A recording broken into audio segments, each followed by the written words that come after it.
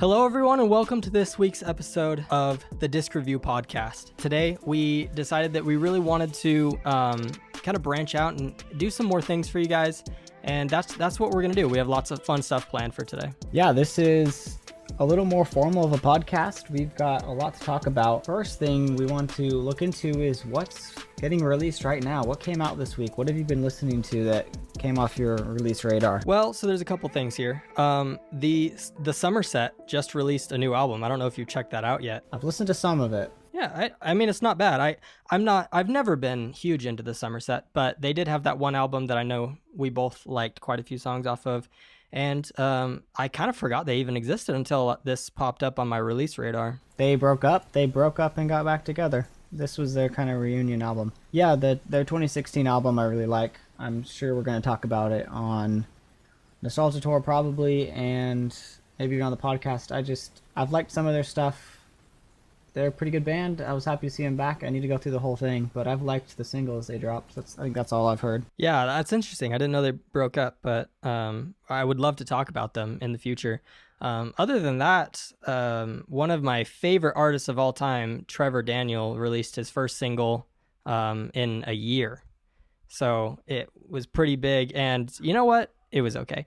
I didn't love it as much as I was expecting to love it. I love his past two releases, his album, and then he put out an EP.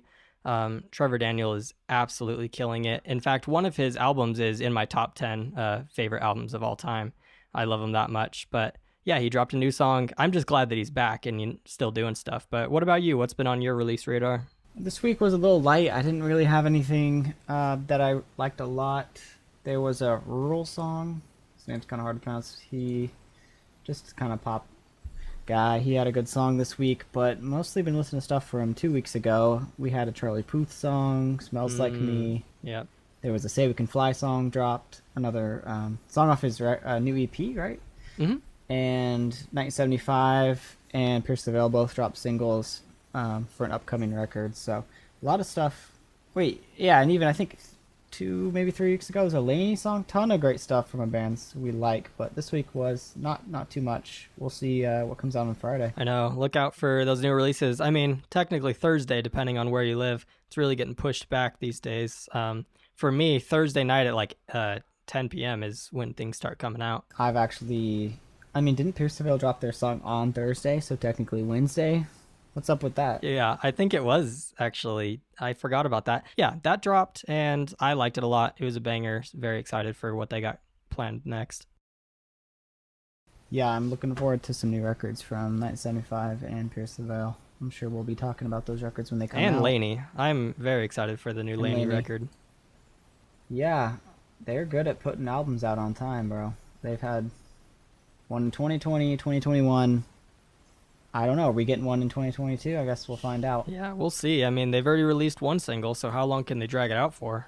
Well, why don't we go into our main topic today, which is a Waterparks review. Have we had any fans want Waterparks? We've had multiple fans reach out and say that they want us to review Waterparks. I think Waterparks is one of those bands that really cultivates kind of like a cult fan base. And so it's no surprise that lots of people are advocating for them, and especially because they've been releasing new stuff, which we'll talk about their new releases in a little bit. But today we're going to be talking about their album FANDOM, which is an album that I think is probably their best album ever. Definitely gained a lot of traction for them. And I think it's just because there's quite a few solid songs on this album. Yeah, I think this is my favorite Waterparks album. One I've listened to a decent amount of times. I'm pretty familiar with a lot of these songs. Going back, I was like, do I still like this record? It's been a couple years, but I had a lot of fun with it. Looking forward to talking about a bunch of these songs. You ready to dive in track by track? Oh, for sure. Let's just start off with Cherry Red, track number 1. I think it's a really solid start. It's super fun, great imagery.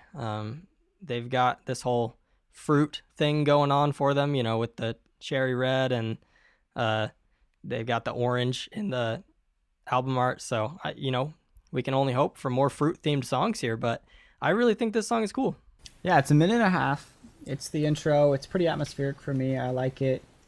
I think one thing I really like is just the production choices on this record are really good. Yeah. The producer add a lot of different things that just enhance some songs. There's some choices. I'll talk about a couple that I noticed that just enhance this record. I think that level of care and attention to detail is what puts a record above for me.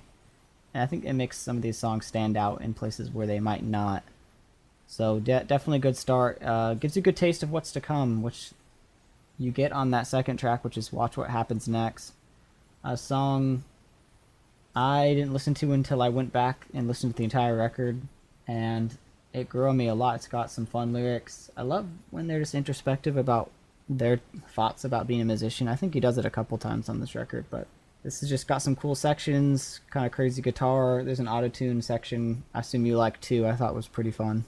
Yeah, well, they do a lot of really cool things with his voice on this album, which, I'm sure we'll be repeating quite a bit. This is one of my favorite of the more upbeat songs on the album. It's got a really relatable attitude of just wanting people to listen to your music, but also wanting to, have money and be famous. They're not mutually exclusive. I don't really like the complaining part of it. It didn't used to bug me, but now it kind of bugged me this listen through. Like, there's a part where he's saying like they can't subject themselves to the easy formats that everyone else is doing to make big pop hits. But like, I just feel like, bro, if you care that much, then just do it. Like, no one cares. I don't think that they are doing it. They're doing what is popular. They've kept to the same style from their first record 100%. They've evolved a bit, but they're still doing that Waterparks thing, and it's working. So. Exactly. Well, I don't think that Waterparks has ever been breaking the mold and doing something super unique. I think that they have fun stuff, and it's good, but they're acting like they have to stay in this edgy corner where they can make good music here, but it doesn't get popular. And I just think that's kind of a weird take. But, especially because I think they are pretty much just making pop songs here. I agree. I think that's a weird stance for them to have for sure. And makes the song a little dissonant. And there's some lines that like work for me, but yeah, that part is a little weird. That brings us to Dream Boy. This is definitely a solid pop rock song here. I used to always get this one confused with Reboot because he also sings about being a dream boy in that one. But something I'll mention here is that the vocal modulations they're doing is just incredible. Like, every single song has multiple parts where they're doing different things with the vocals. And I just think it's impressive. It's cool. I like it. Yeah, this is my pick for actually the best Waterparks song. I think this song is so slept on. Oh, wow. It shocked me when it had 10 million streams opposed to some other ones that have a lot more. From this moment, I think this was the lead single. When it dropped, I just couldn't believe how good this song was. And I've been bopping this song for years, bro. Just throwing that on when I want to jam out. I love this track so much. But you're right. There's so many cool vocal effects. I don't know enough about production to tell you exactly how they've done every single one, but I agree that they'll use a vocal effect for just the beginning of a song and then change it to something else, and that's just really cool. Yeah, the reason the stream counts are a little low might be because this isn't really an edgy song, and I feel like their more edgy ones do a little bit better. And I have more to say on that once we actually get to some of those songs, but the next song is Easy to Hate. I feel like this is really where the album starts to get its emotional substance. This song is pretty good. The chorus especially stands out as really catchy. And to be honest, at this point in the record, none of the songs have been bad.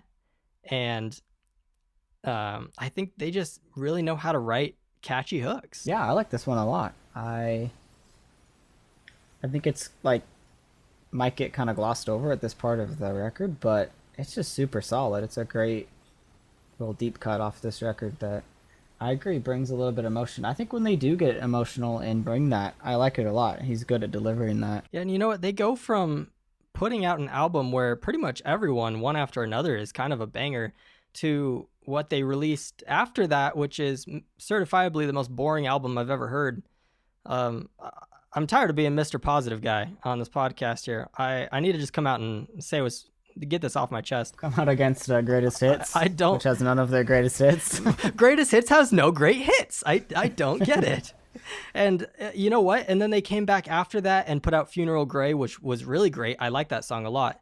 And Yeah, then that they sounds good. dropped maybe the worst song I've ever heard, Sabotage or Self Sabotage. I forgot about Funeral Grey. That one might be better than Dream Boy. That's how good I think Funeral Grey is. But Self Sabotage is not nearly as good as Funeral Grey. We'll see if they're kind of course correcting though after Greatest Hits, which is a record we both I didn't don't I love. don't know, man. I think they're leaning hard into Really, the quirky sound. That's really where I both of think those their songs are sound is very going. quirky. Yeah. Well, they've always been quirky, and I'll tell you what. This is my take. Stupid for You is, I think, the lead single off their first record. And it did so well, so unbelievably well for a new band. I don't think they've ever been able to get past it. Everything they've ever done and put out is based on Stupid for You and that sound and that style. Everything. They have not gotten past it. I wonder what it would look like if this song wasn't as popular as it was. I mean, it worked. It's put them on the map. I remember this song coming on. I don't remember. I must have listened to like one of those people who just like listen to Pandora and just let Oh yeah. music get recommended to you. I don't know how, but this song was recommended to me because I just was so popular with the crowd of music I listened to, whether it be like Pierce the Veil and stuff around 2016. Yeah, so like Pierce the Veil, it's kind of weird because on paper it doesn't have anything to do with Pierce the Veil, right? Like Yeah. it's not similar at all. But they've rode the success off of a lot of that genre of bands and those fans, and I don't know. Every time I hear a Waterparks song, it's just Stupid for You again. Yeah. I think sometimes they're able to break past a little bit and make a song that is that style but really good. But I don't think I've heard them do anything that isn't that style. Yeah, I wonder if they're just connected to bands like Pierce the Veil because of like Warp Tour. I'm sure like Okay, yeah, they all go to that and they all just get associated with each other. And you know, bands like Waterparks and Pierce the Veil and Sleeping with Sirens all have this charismatic frontman who has a high pitched voice and is like kind of cute. And I think that yeah. that is really what lumps them together. That makes a lot of sense. But anyways, that was a big tangent. But that's just kind of how I feel. I like Waterparks. I'm not saying I like them, but that was just Right. something I felt like I've noticed listening to them over the years. I've always felt like I like water parks, but I can't learn to love them unconditionally because they put out good stuff and then not so good stuff and then good stuff and then it's kind of a cycle. Yeah, I mean, I think Waterparks, they fans of that band love the quirky stuff. Oh yeah, well I think that's why they're what doing sells it. for them. Yeah. All right, let's move on to High Definition. I love that they continued the emotional feel from the last song into this one. This is a little slower, but I think this far into the album it's warranted. It doesn't feel out of place. It's right where it belongs. Yeah, this is another solid track of probably the same quality as Easy to Hate. I do agree. I like the change in pace. I don't like getting bored on a record, so That's one thing about this record is you don't get bored. no. It keeps it going. Yeah, this song has a vocal effect I think is pretty cool.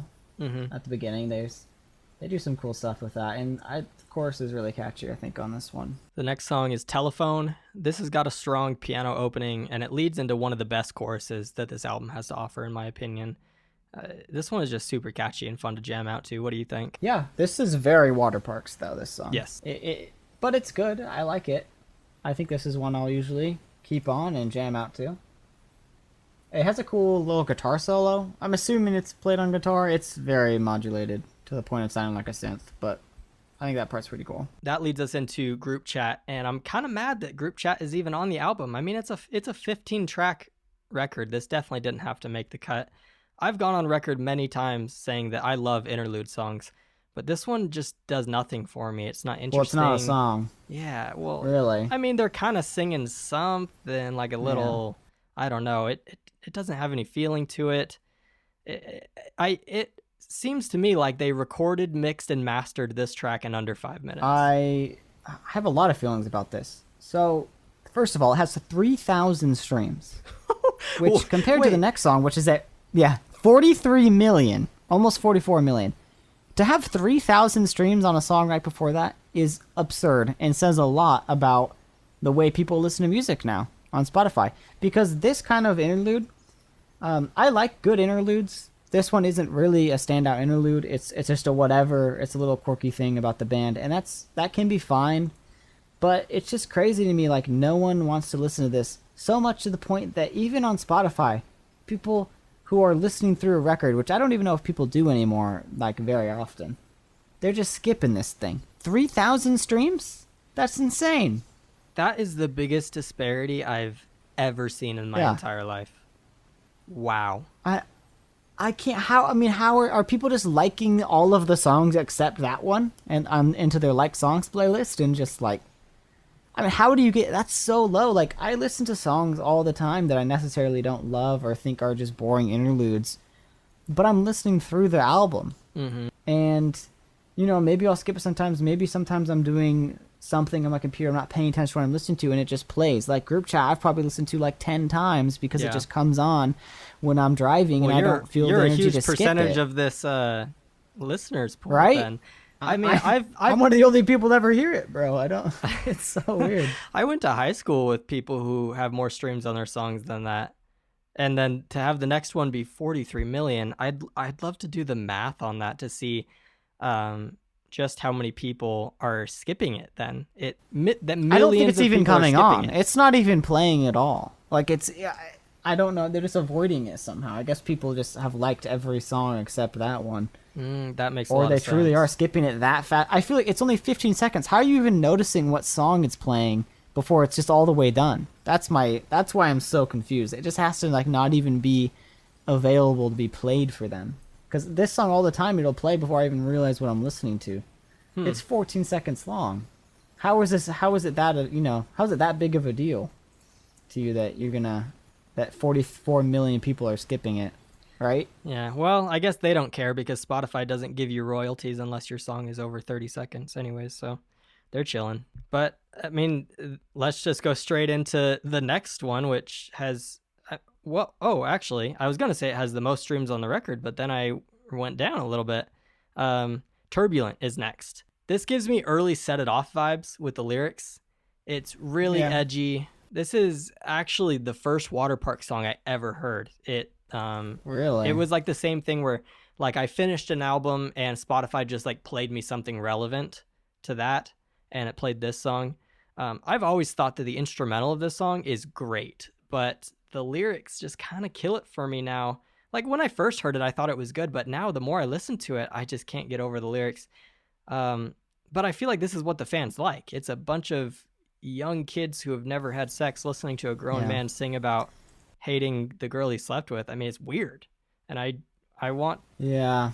This feel... is a teenage band. These songs are for teenagers. Yes. And in looking at the stream counts, if you look at the two songs that blew up, it's clear what sells, and it's really it's like, and I don't listen. Turbulent and the most streamed song are not the best songs on this record. No, it's not even close. I don't think they would be as popular if they didn't have the subject material they had. I think that's what sold these songs. It kind of blows my mind that it's that way, but it is.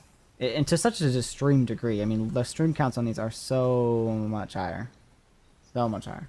Yeah. These are getting played over and over again. You know what? If there's any, like, young teens listening to this, I just want to say, you don't gotta be edgy. No one's forcing you. I mean, I was edgy when I was a kid, and trust me, in 10 years, you regret it. You grow out of it. Yeah. Yeah, I don't... This is not my kind of edgy. I don't care for this one. It's like, the chorus is fine. The second verse has kind of a cool style. I think it's pretty catchy. Yeah. It just doesn't... I don't, like...